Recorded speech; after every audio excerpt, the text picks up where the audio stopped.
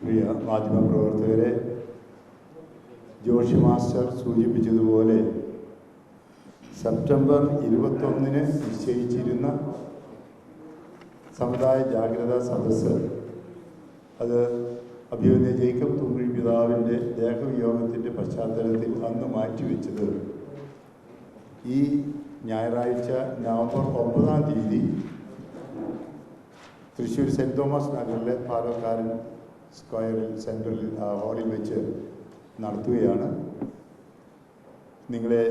നിങ്ങളെല്ലാവരുടെയും പ്രത്യേകിച്ച് മാധ്യമപ്രവർത്തകരുടെ സഹകരണം അഭ്യർത്ഥിക്കാൻ വേണ്ടിയാണ് ഇത് നടത്തുന്നത്. എന്തുകൊണ്ടാണ് ഇങ്ങനൊരു ജാഗ്രതാ സദസ്സ് തൃശ്ശൂർ അതിരൂപതയുടെ 223 ഇടവകകളെ എല്ലാവരും കൂട്ടി യോജിപ്പിച്ച് അതിരൂപതാ തലത്തിൽ നടത്തുന്നത് എന്ന് ചോദിച്ചാൽ അതിൻ്റെ കാരണം 2026 വർഷത്തെ സീറോ മലബാർ സഭ അതിൻ്റെ സമുദായ ശാക്തീകരണ വർഷമായി പ്രഖ്യാപിച്ചു.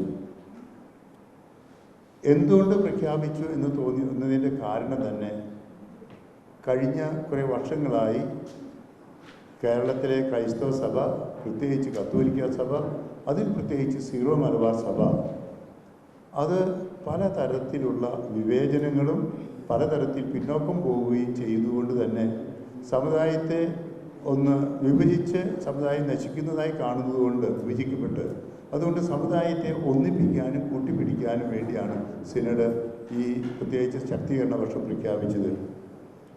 ഏതൊക്കെ മേഖലകളിലാണ് സമുദായം പിന്നോക്കം പോകുന്നത് നോക്കിയപ്പോൾ ഞങ്ങൾ ഈ സിനഡിലൊക്കെ പല പ്രാവശ്യം ഈ വിഷയം ചർച്ച ചെയ്തിട്ടുണ്ട്. നമ്മുടെ സമുദായം പലപ്പോഴും തളർച്ചയിലേക്ക് പോകുന്നു, പിന്നോക്കം പോകുന്നു.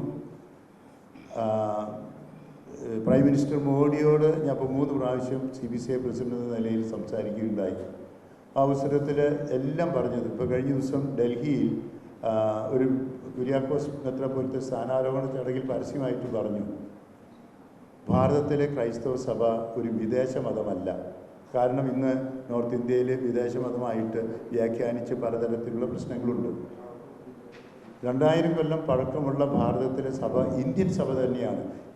ഇന്ന് ക്രൈസ്തവ രാജ്യങ്ങൾ എന്ന് പറയുന്ന പല രാജ്യങ്ങളും ക്രിസ്തുവിനെ കുറിച്ച് കേൾക്കുന്നതിന് മുമ്പേ തന്നെ ഭാരതം ക്രൈസ്തവമായതാണ്. AD 52 സെൻറ് തോമസ് ഇവിടെ വന്ന് ക്രൈസ്തവ സമൂഹത്തിന് രൂപം കൊടുത്തതാണ്. അതുകൊണ്ട് ഭാരതത്തിലെ ക്രൈസ്തവർ ഭാരതത്തിലെ സഭ തന്നെയാണ്, മതം തന്നെയാണ്. ക്രൈസ്തവർ ഭാരത മതം തന്നെയാണെന്ന് പറയാൻ ഞാൻ ആഗ്രഹിക്കുകയാണ്. ഈ പശ്ചാത്തലത്തിൽ മാത്രമല്ല, ഞങ്ങൾ ഈ കേരളത്തിലെ പശ്ചാത്തലത്തിൽ ഇതാ പലതരത്തിൽ പിന്നോക്കം പോയിക്കൊണ്ടിരിക്കുന്നു, വിവേചനങ്ങൾ നേരിട്ടുകൊണ്ടിരിക്കുന്നു. ഒന്ന്, അംഗസംഖ്യയിൽ കുറവുണ്ട്. കാരണം പല കാരണങ്ങളിൽ. ഒന്ന്, ഇവിടുത്തെ ഞങ്ങളുടെ യുവജനങ്ങൾ പൊതുവെ ഉണ്ട്, എന്നാലും ഏറ്റവും കൂടുതൽ പോകുന്നത് ക്രൈസ്തവരുടെ ഇടയിൽ നിന്നാണ് പുറത്തേക്ക്.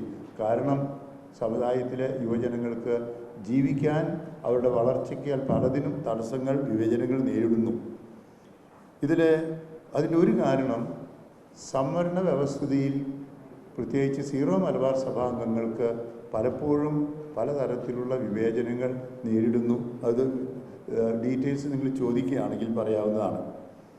പിന്നെ ഭരണ സംവിധാനത്തിൽ തന്നെ ഇപ്പോൾ ഉദാഹരണത്തിന് വിവേചനത്തിൻ്റെ കാര്യം പറഞ്ഞപ്പോൾ 80:20 എന്നുള്ള നിയമം, അതിനെതിരെ സർക്കാർ ഇപ്പോൾ കോടതി വിധി എതിരായിട്ട് പോലും സർക്കാർ ഇപ്പോൾ അതിനെതിരെ മേൽക്കോടതിയിലേക്ക് പോയിരിക്കുകയാണ്.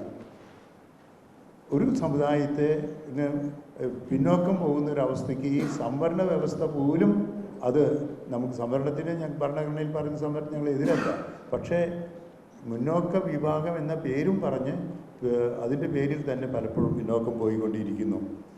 ഇപ്പോൾ ഞങ്ങളുടെ തൃശ്ശൂരത്തെ കച്ചവടക്കാർ ആരായിരുന്നു എന്ന് ചോദിച്ചാൽ നിങ്ങൾക്കറിയാം, ഒരു 20 വർഷങ്ങൾക്ക് മുമ്പ് ക്രൈസ്തവരായിരുന്നു. ഇന്നിപ്പോൾ 3-ാം സ്ഥാനത്തോ 4-ാം സ്ഥാനത്തോ 5-ാം സ്ഥാനത്തേക്കുള്ള കിട്ടും.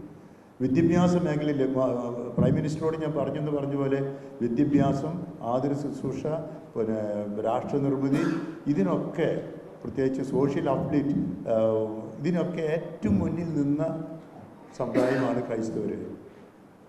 ഇന്ന് 2.3% മാത്രമേ ഇന്ത്യയിൽ ക്രൈസ്തവരുള്ളൂ. 1.7% കത്തോലിക്കർ. ഈ ചെറിയ സമുദായം തന്നെ, ക്രൈസ്തവർ തന്നെ ഭാരതത്തിൻ്റെ രാഷ്ട്രനിർമ്മിതിയിൽ മറ്റുള്ളവരെ താരതമ്യപ്പെടുത്തുമ്പോൾ വളരെയേറെ സേവനം ചെയ്തിട്ടുള്ളതാണ്. പക്ഷേ ഇന്ന് പൊതുവെ അവർ അവഗണിക്കപ്പെടുന്നു അല്ലെങ്കിൽ തഴയപ്പെടുന്നു. ഇതുകൊണ്ട് ഞങ്ങൾ ഈ ജാഗ്രതാ സദസ്സുകൾ കുറച്ച് നാളുകളായിട്ട് ഞങ്ങൾ ഇപ്പോൾ ഇതിനൊരുങ്ങിക്കൊണ്ടിരിക്കുകയാണ്. 2026 ഒരുക്കമായിട്ട് ഒരുങ്ങിക്കൊണ്ടിരിക്കുകയാണ്. അതിൻ്റെ ഭാഗമായിട്ടാണ് ഈ ജാഗ്രതാ സദസ്സ് പള്ളികളിലൊക്കെ പല പള്ളികളിലൊക്കെ ഇപ്പോൾ ഇങ്ങനെ പല പള്ളികളിലും നടന്നു, ഇനി മറ്റു പള്ളിയിൽ നടക്കുന്നു. എന്തിന്? സമുദായത്തിൻ്റെ ഇന്നത്തെ അവസ്ഥയെക്കുറിച്ച് മനസ്സിലാക്കുക, എങ്ങനെയാണ് കൂട്ടായ്മ ഉണ്ടാകേണ്ടത്, എങ്ങനെയാണ് വളരേണ്ടത്, എങ്ങനെയാണ് രാഷ്ട്ര നിർമ്മിതിയിൽ നമുക്ക് ഇനിയും പങ്കുപറ്റേണ്ടത് എന്നുള്ള കാര്യങ്ങളാണ് ഞങ്ങൾ ചിന്തിക്കുന്നത്.